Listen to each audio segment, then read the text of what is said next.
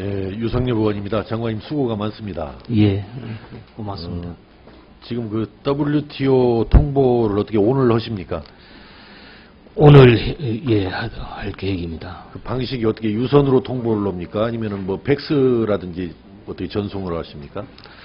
그것은 어떻게 지금 잠깐만 어떻게 지금 이메일로 산업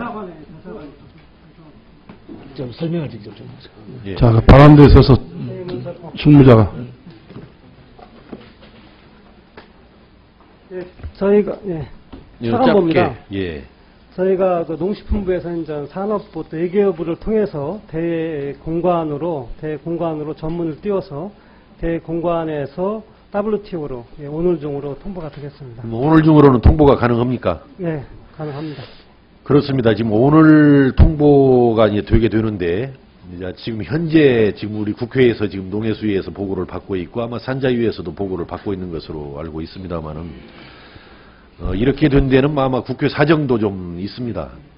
그러나 지난 9월 17일 날 그 관세율이 국회 보고 전에 유출된 그런 사고, 이런 문제 때문에도 이런 사정이 비롯되고 있고, 또 쌀 문제가 그만큼 아주 어렵고 중요한 문제다 보니까 지금 오늘 이렇게 보고가 이루어지게 된 거 아니냐. 사실은 오늘까지도 저한테도 많은 농업인들이 국회가 보고 받아주면 안 되는 거 아니냐. 뭐 이런 항의 전화들도 많이 받고 있거든요. 예, 저거만 들어가세요. 예.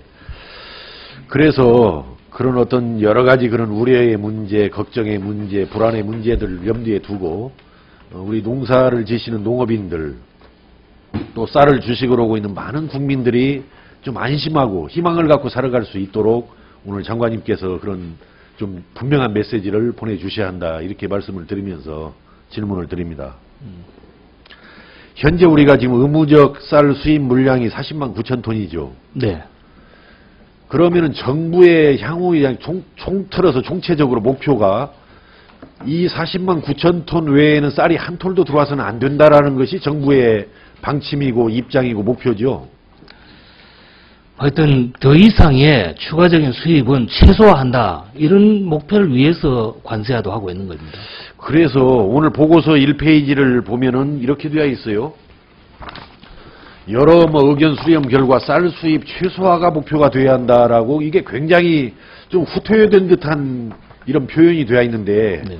쌀 수입 최소화가 아니라 현재까지의 의무적으로 이제 우리가 수입을 해야 되는 40만 9천 톤 이외에는 한 톨도 쌀 수입을 안 하겠다, 추가 수입을 안 하겠다, 이렇게 표현이 됐어야 할 이런 입장인데, 최소화라고 해서 애매하게 지금 빠져나갈 지금 표로를 갖다 만들어 놓고 있는데 어떻게 생각합니까? 글쎄, 지금 일부러 퇴로를 만들어서 그렇게 말씀드리는 건 아니고요. 아까 설명드렸습니다마는 우리 쌀이 17만 원인데 중국 쌀이 그 관세를 적용하면은 52만 2천 원이 됩니다. 그런데도 예를 들면은 학교에 어떤 교수님이 이거 실험한다고 내가 좀 수입하겠다. 그런 것은 아주 애외적인. 예를 들면 이런 식으로 했을 때 그런 것은 가져올 수 있죠. 그러나 우리가 주식용이라든지 어떤 쌀을 원료로, 일반적인 원료로 쓰기 위해서 하는 경우는 가져와서는 안 되겠다라는 목표를 확고히 가져야 할 거 아닙니까? 그렇습니다. 그것을 최소화하기 위해서 이 관세화를 여러 가지 논란을 무릅쓰고, 최소화라는 표현을 쓰지 마시고 추가 수입은 절대 막겠다, 이런 목표로 가겠다, 이렇게 말씀을 하셔야지, 최소화하겠다라고 그러면은 추가 수입도 허용하겠다라는 아주 약한 의지로 보여지는 거예요. 좀 더 강한 의지를 가지고 추진하겠습니다. 앞으로는 이 최소화 표현을 쓰지 않기를 바랍니다. 그리고요, 아까 관세율 513% 문제에 대해서 많은 말씀이 나왔는데, 저도 긍정적으로 평가를 합니다. 513%가 나온 것에 대해서는. 그러나 국내 쌀값을 상품을 기준으로 하면은 이 513보다도 더 올라가게 되어 있는 거 아니겠어요? 지금 현재 상품과 중품의 평균 가격을 적용했다라고 되어 있는데, 좀 더 올리지 왜 이렇게 513%로 좀 낮췄습니까? 이게 513을 주장하는 것 자체가 문제가 아니라 이걸 관철시켜야 되는 게 관건인데요. 우리가 이 상품을 적용하려면은 이 상품에 대해서 별도로 상품이 얼마나 소비가 되고 유통이 되는지, 그 가격이 얼마인지 이런 거에 대한 통계가 있어야 되는데 그 부분이 좀 취약합니다.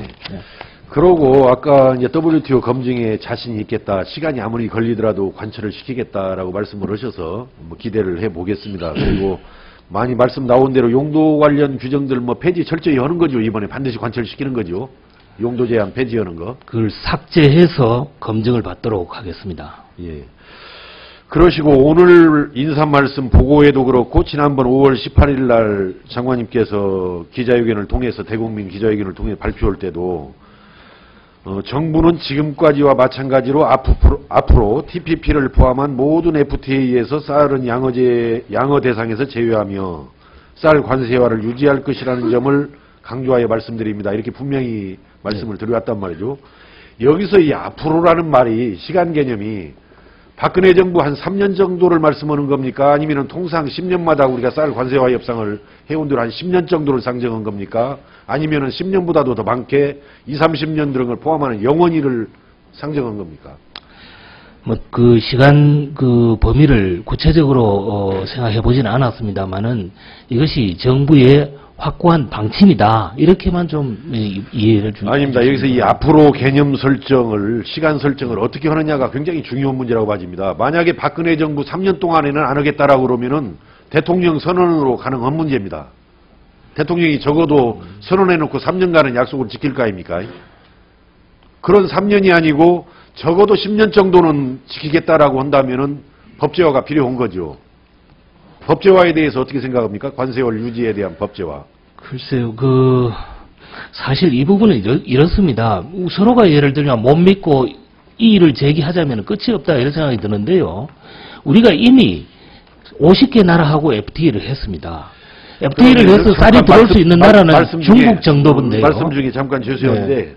아까 보고서 11페이지를 보면은 여러 가지 그동안 관세와 협의체에서 나온 공통의견, 개별 의견들을 쭉 정리를 해놨는데 그 FTA, TPP 쌀 양어제 법제화 반대를 전문가 니은과 전문가 디엇이 했다라고 표기를 해놨어요. 법제화를 반대한다. 그분들이 반대하는 이유는 뭡니까? 뭐라고 들었습니까? 그 전문가들은 그 법 체계상의 이야기를 많이 지적을 하고 있습니다. 현재 통상절차법 이런 쪽에서 이 무슨 관세 통상 조약이나 이런 체결을 할 때에 국회의 비준 동의를 이렇게 다 받도록 되어 있는데 이런 것을 어디 다른 법에다 또 넣는 것이 온당한가 이런 얘기를 제기를 하고 있습니다. 그것은 제가 볼 때는 형식적인 아마 이야기일 거고요. 아마 법제화를 반대하는 이유 내면에는 앞으로 이 정부가 융통성을 가지고 내려야 할 상황이 올 수도 있는데 법제화를 해놓으면은 정부가 다른 나라를 상대할 때 능동적으로 융통성 있게 대하지 못하기 때문에 법제화를 해서는 안 된다. 이런 주장 아닙니까? 정리 좀 해주십시오. 예, 답변. 예, 그런 해석도 가능할지는 모르겠습니다만은 저희들이 현재 그런 생각을 가지고 있지는 않고요. 필요하면은 이 부분에 대해서는 통상절차법이라든지 관세법 이런 그 규정이나 취지 또 관계부처 의견 이런 것들을 종합해서 한번 좀 검토를 해보도록 그렇게 하겠습니다. 예, 일단 추가 질문을 드리도록 하겠습니다. 예, 유성엽 의원님 수고하셨습니다. 다음은 존경하는 경대수 의원님 질의해 주십시오.